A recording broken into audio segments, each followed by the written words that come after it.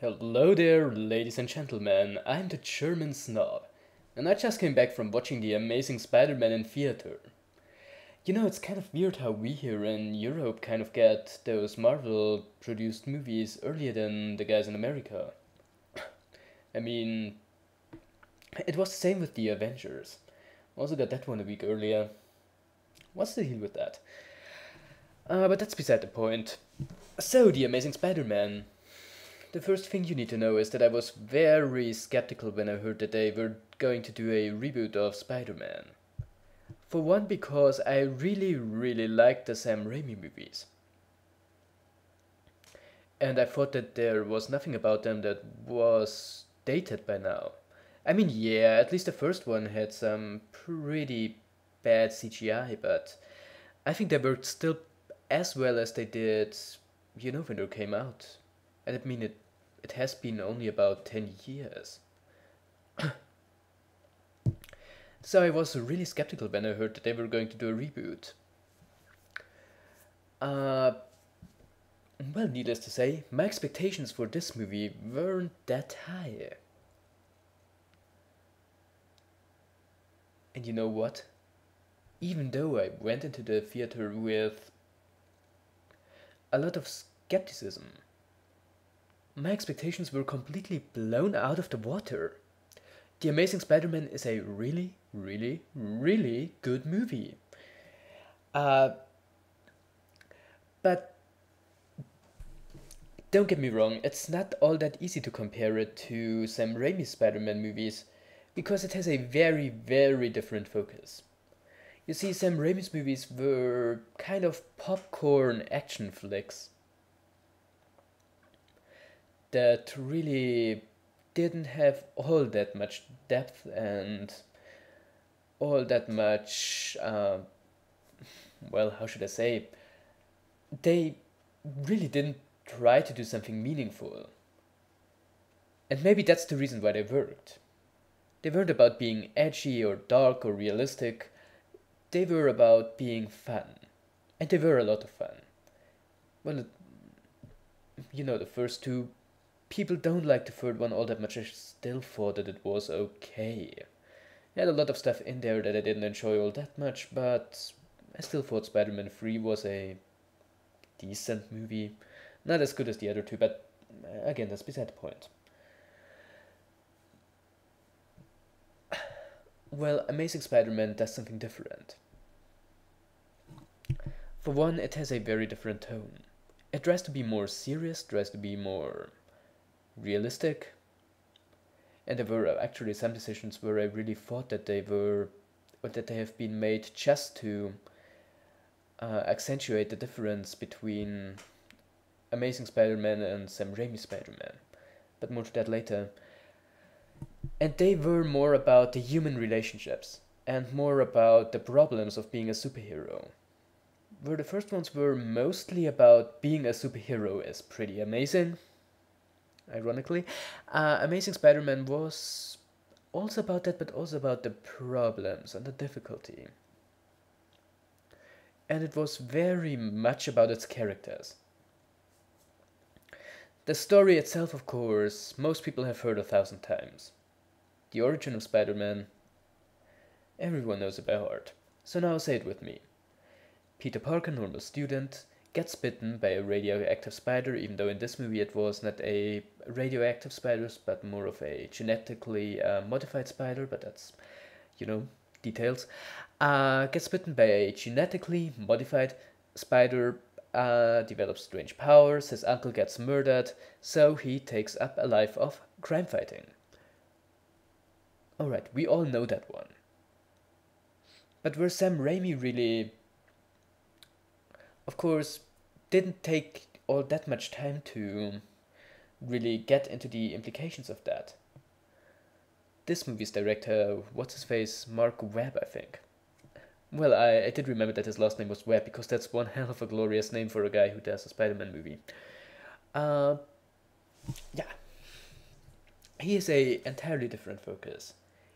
He's all about the characters. He's all about Peter himself and his relation to,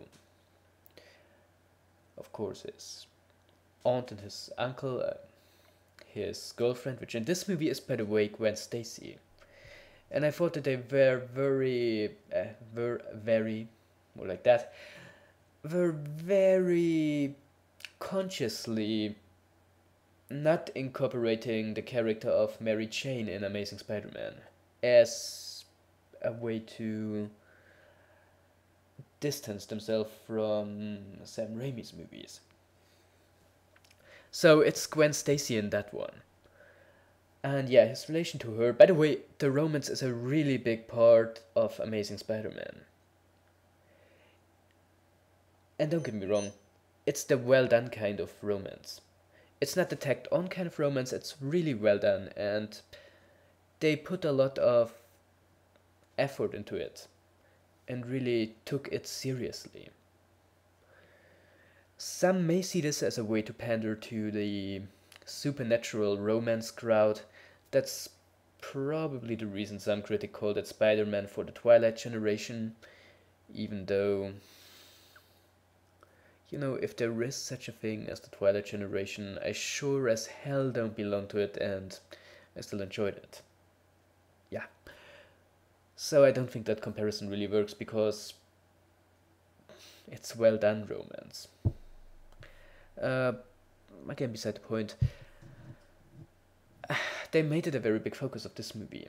And it may just be the whole, well, maybe not the whole point of the movie, but it's at least a very important sub-story. So that's probably pretty important to it. Because maybe it's more important than the, or maybe no, of course not more important, but maybe it's more well made than the central conflict of the movie. You see, the thing is, the movie's villain, you probably already know by now that it's the Lizard, Dr. Kurt Connor, was maybe the weakest part of Amazing Spider-Man. I don't say he's a bad character, but what I will say is that he was in a way pretty much the exact same character as Dr. Octopus from Spider-Man 2. Well, maybe not the exact same character, but they were too similar for it to be a coincidence. Now, I'm not much of a comic book geek, and I don't know how similar or different they are in the source material, but at least in this movie they seem to have a very similar origin and seem to be very similar characters in a lot of ways. So I guess, while I didn't dislike the character, I just thought he wasn't all that creative. And he was nothing we haven't seen before, you know, the scientist whose experiments go wrong and he turns into a monster, and yeah, we already know that. So one may argue Amazing Spider-Man suffered a little bit for not having that great of a villain. He was decent, but he wasn't great. He wasn't great.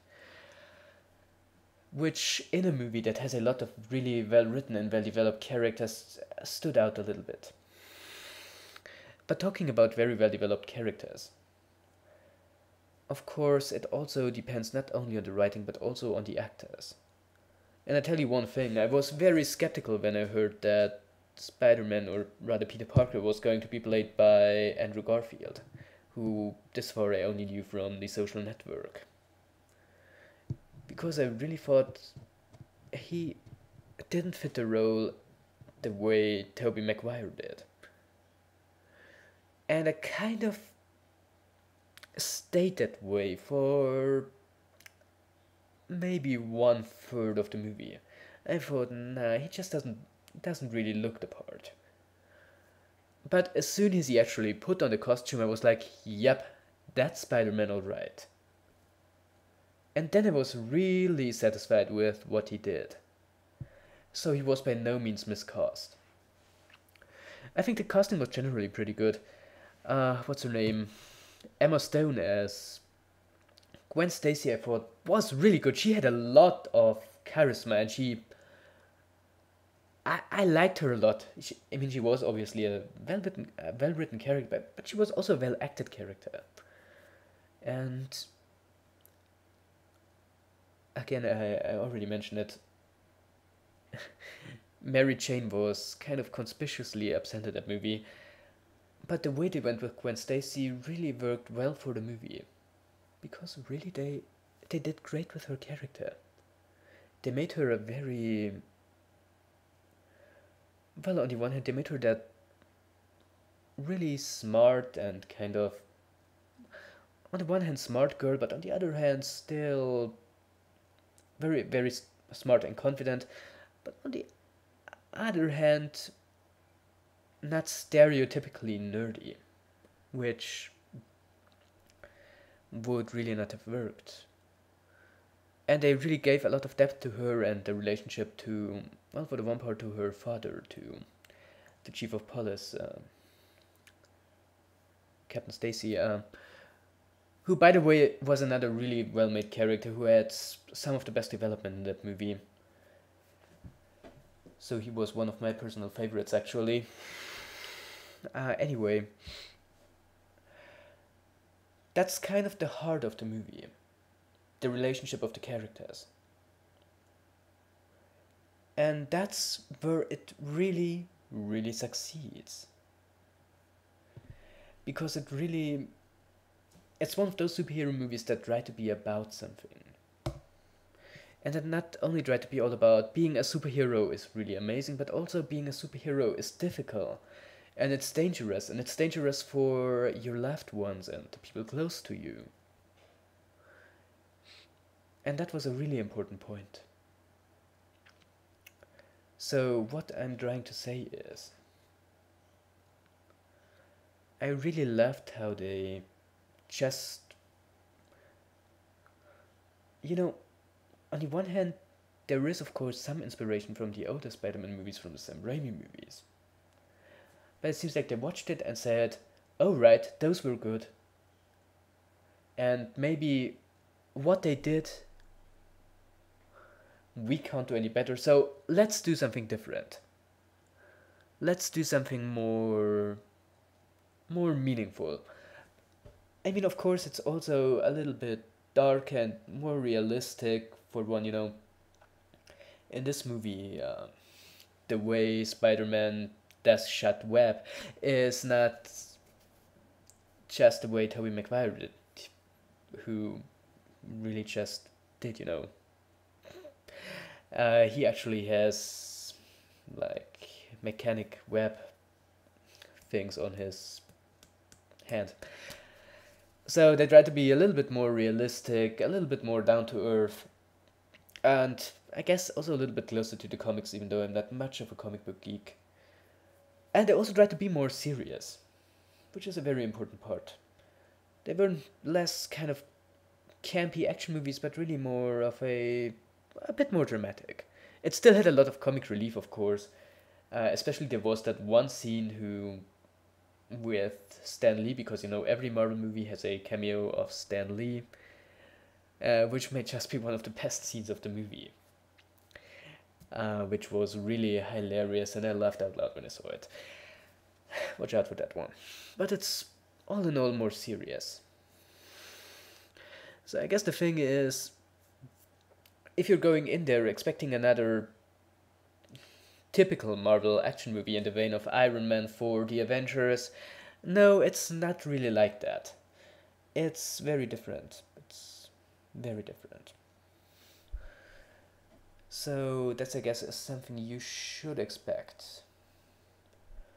But I guess when it comes down to it, what I have to say, and feel free to disagree, I like it more than the old Spider-Man movies.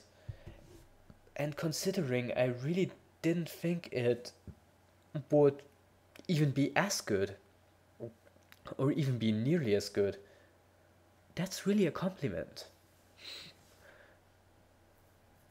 So what we can say is, I was really happy with that movie. Of course, it also had action scenes and pretty good action scenes at that, even though I guess you did see that the budget was a little bit lower than it was in the older Spider-Man movies. So the special effects, there were some nice ones, but they weren't as flashy as in some other movies. But I think that worked in Amazing Spider-Man's favor. You see, the villain, the lizard, he was not as impressive as, say, the Sandman in Spider-Man 3. But he still worked very well. He had a lot of nice action scenes, and talking about nice action scenes, um, yeah, the action, even though there wasn't such a big focus on it, was really good. It was kind of nice to see those obligatory Spider-Man swinging through Manhattan kind of scenes, which were again really well made. They certainly didn't neglect the action, but they knew that their focus was something different, and their focus was more of the whole human, the personal part. So in that way, it's also pretty good that this movie didn't have to focus on its villain like some other superhero movies do, and like pretty much all Batman movies ever did. I mean, I think especially the first Batman movie by Tim Burton was kind of bad about that, which was really more a movie about the Joker than about Batman. But again, that's not the point. But actually keep the focus on the hero. And I think I've hardly seen any movie who did that better. Who really said, okay, the movie is called Spider-Man, so we are going to make it about Spider-Man. And not about his antagonists and or his supporting characters, but really about him. And that was surprisingly well made. So what can I say? I definitely recommend it. I was more than just pleasantly surprised. It really blew my expectations totally out of the water. And you all should watch it. It gets 2 thumbs up from me. So that's what I have to say about The Amazing Spider-Man. So I am your friendly neighborhood GermanSnob, and I say goodbye.